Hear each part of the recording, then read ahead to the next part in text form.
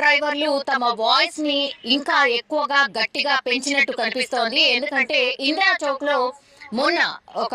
20 రోజుల క్రితం కూడా వాళ్ళు ధర్నా చేయడం జరిగింది. ప్రభుత్వానికి కొన్ని వినతి పత్రాలు ఇవ్వడం, ఆ తర్వాత వాళ్ళు రిక్వెస్ట్లు కూడా కొన్ని వినతి పత్రాల్లో వాళ్ళు ఏం కోరారు అంటే, ప్రభుత్వం మమ్మల్ని పట్టించుకోండి, రవాణా శాఖ మంత్రి ఏదైతే ప్రామిస్ చేశారో 12,000కు సంబంధించిన ఎవ్రీ ఇయర్ ఆటో డ్రైవర్లకు మేము చెల్లిస్తామన్నటువంటి మాట ఏదైతే రాష్ట్ర సర్కార్ తన మేనిఫెస్టోలో పెట్టిందో కనీసం అంటే కనీసం దాన్ని నెరవేర్చకపోగా ఇప్పుడు ఉచిత బస్సెస్ అంటే కాంగ్రెస్ సర్కార్ ఏదైతే